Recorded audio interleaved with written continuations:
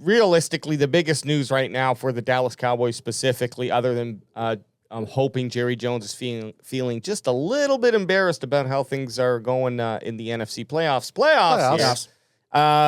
Yeah, we got our coaching issues here. We have no coaches. We have no head coach.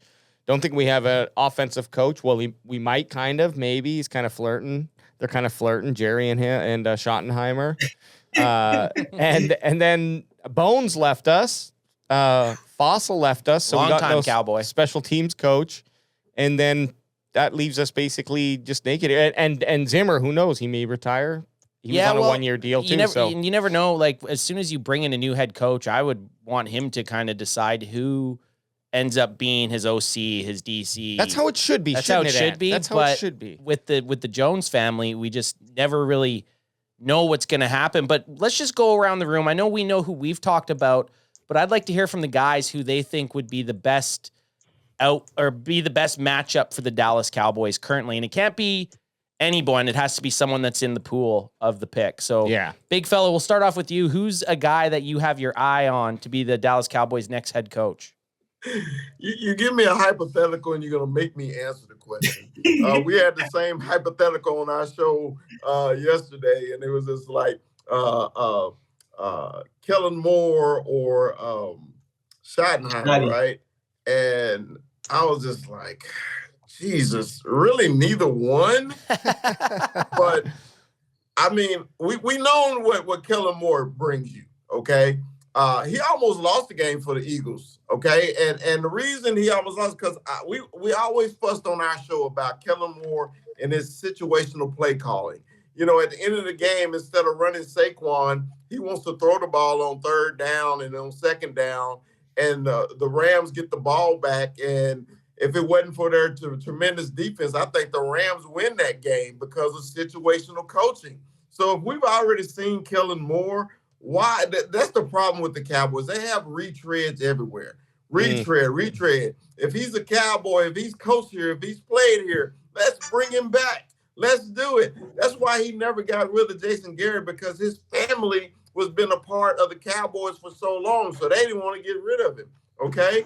But to me, the only out of the two, I have to choose, and I choose neither.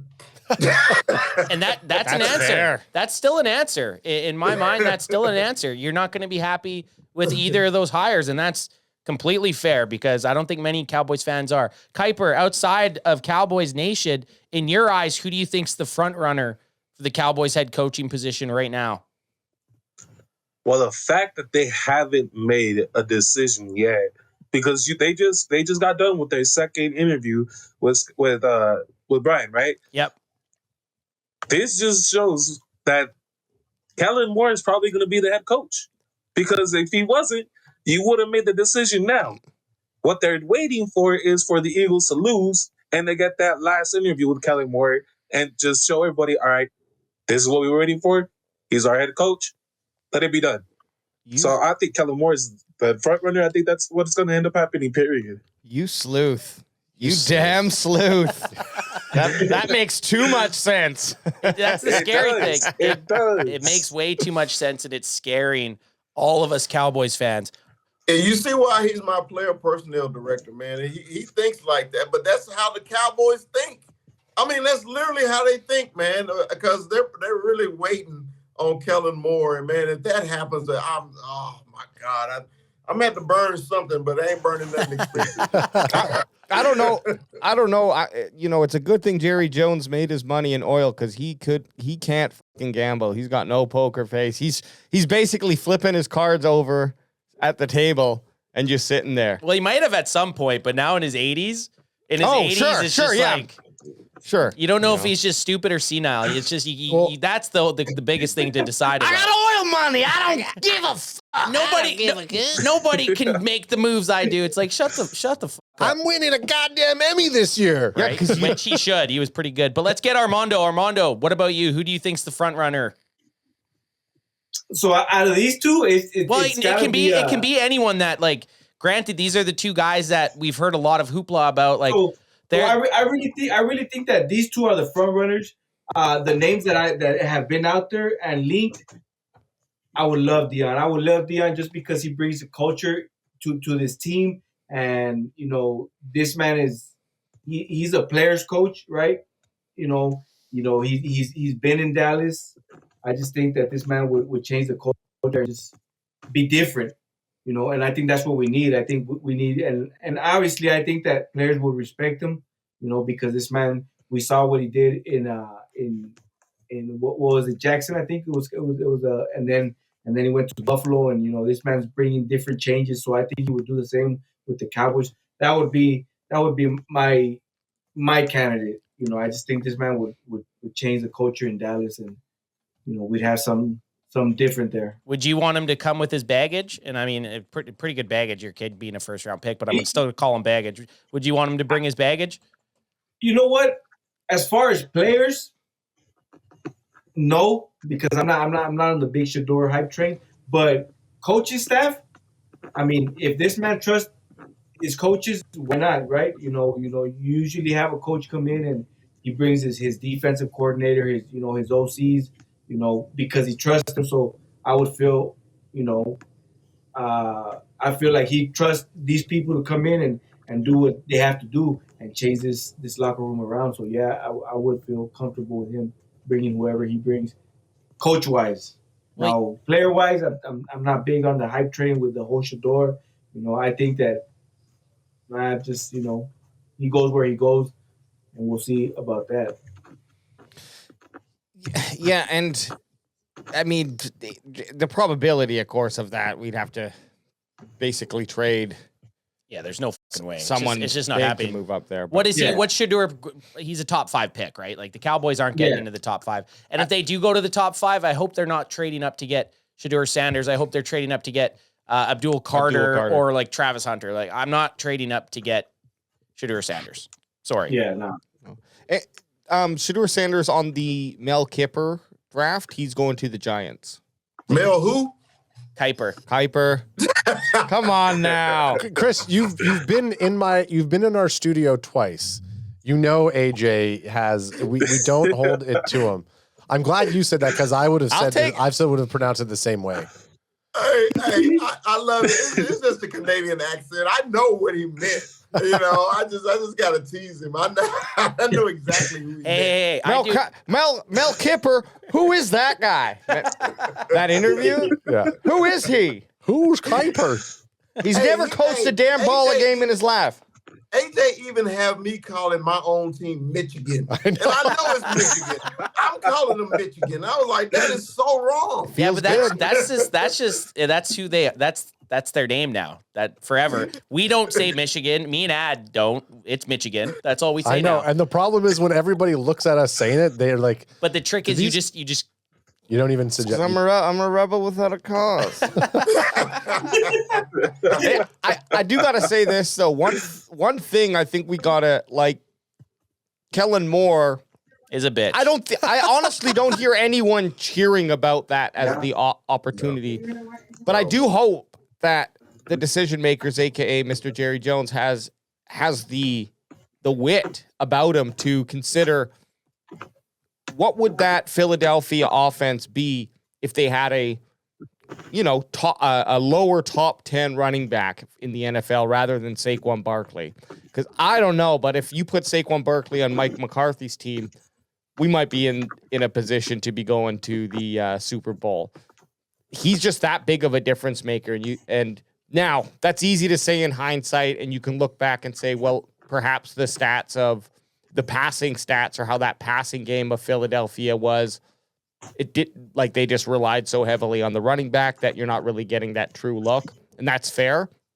But I just take that into consideration. So I really hope they're looking at that and not expecting to come to Dallas with Kellen Moore and that play calling and expect the running back situation that we have here to accomplish the same goals. Like, do you guys think that Jerry wants to cater to Dak?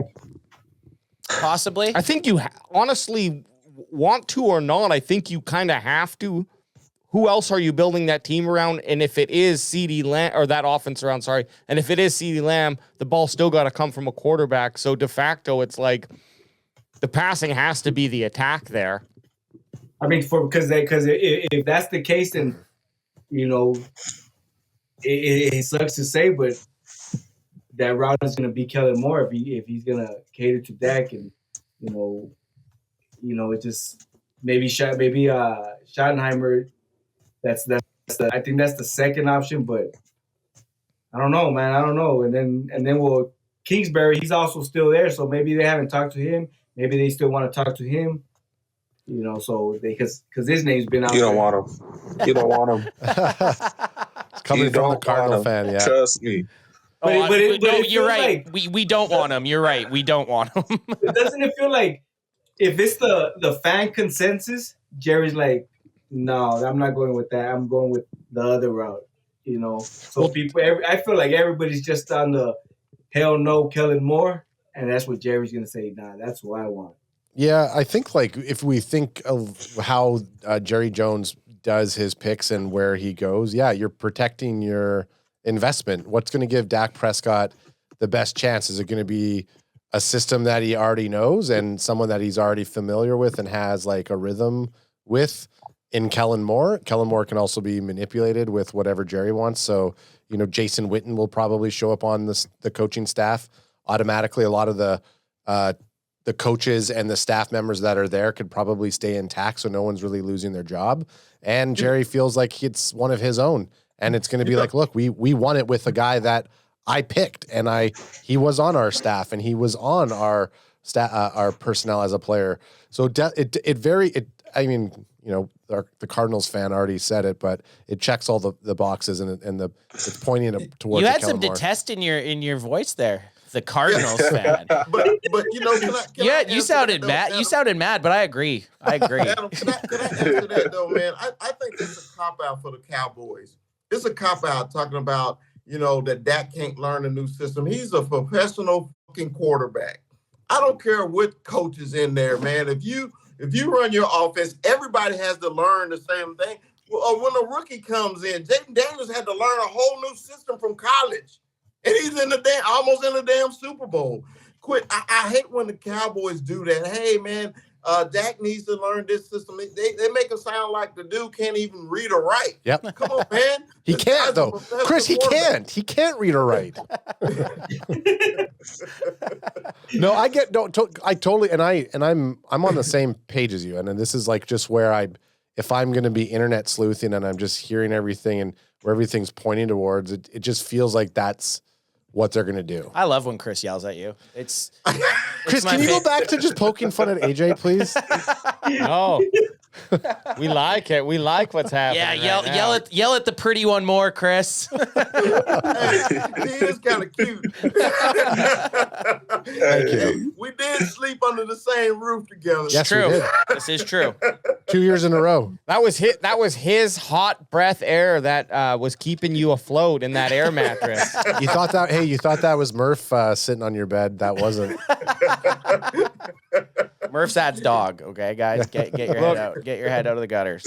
The other thing I want to know, because maybe it's just my algo, and when I search, nothing else comes up. But is there any whisper of any other team sniffing around for Schottenheimer, sniffing around for Kellen Moore? No, not at all.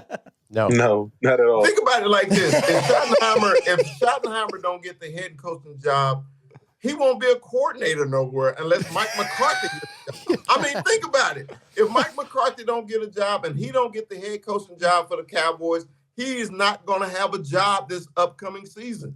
He's not. And that should tell you everything about our coaching search right there. It should tell you everything you need to know, because he's not on anybody else's list for a head coach. And tell me why. Do you think that? Do you think? Tell him why, Adam. Okay. Because he sucks. He sucks balls. He sucks major balls. Do you think that the Brian Schottenheimer Shoddy? Do you think Shorty Shoddy's visor wearing interviews twice was a Jerry Jones thing or a Stephen Jones thing? Aren't they one and the same? Sometimes, maybe not. They're one and the same. Remember, we used to like, man, we can't wait till Stephen Jones take over. And it seemed like Stephen Jones is worse than Jerry. Yeah. He is. You know, I really wish this would be a Will McClay hire. I wish they say, hey, Will, you go out and you always get us these great players. Find us a great coach. You know? You're not wrong. But, I would love that. I would love that too. But Jerry's not going to do that. Oh, You know, but as Cowboy fans, we should be used to this now. I used to try to defend Jerry. I stopped ever since the little interview about him trying to get the guy fired on the radio. Yeah. Ever since then, I just stopped defending him because it's not even worth my breath anymore. As Cowboy fans, we know what to expect, and it's basically nothing. no, that Chris, that's exactly where I hopped off too, man, with Jerry Jones. When I heard that and he did, and it wasn't so much that he had that heated moment. I could have accepted that, but then he basically doubled down on almost, I believe, twice after that, without any sort of like remorse. And then those guys, you know, just kind of shut up and put up on the next interview. So to me, that's like dictator BS, and it's for sure he's the owner of the private organization that is the Dallas Cowboys and can operate how he wants. But he's got a lot of people who turn their back on him after this season, and we could have handled the shit decision making. But when you start treating the people around you as if they are disposable, you know, maybe it hits harder because we're, you know, any of us would maybe sell our soul to get that 105 job. I'm just saying. But AJ, I'm kind of with you, man, because it's like this. Being a Cowboy fan is really tough, okay? I know you guys came into the party late. Adam brought you guys in. Okay? Whoa. Anthony. Whoa. We are going to have to back the fuck up here. Got me confused. Anthony brought you guys in, right? All right. I was born into it. My dad, my grandfather were Cowboy fans, right? So that's all I knew. And when I was growing up, dude, we were in the middle of a 20 straight years in the playoffs. I was in the middle of that. I was in the middle of 2 of the 5 Super Bowls growing up, okay? But when you have to continuously defend your team about our status. You know, our status used to be blue blood. Now only thing blue is our uniforms.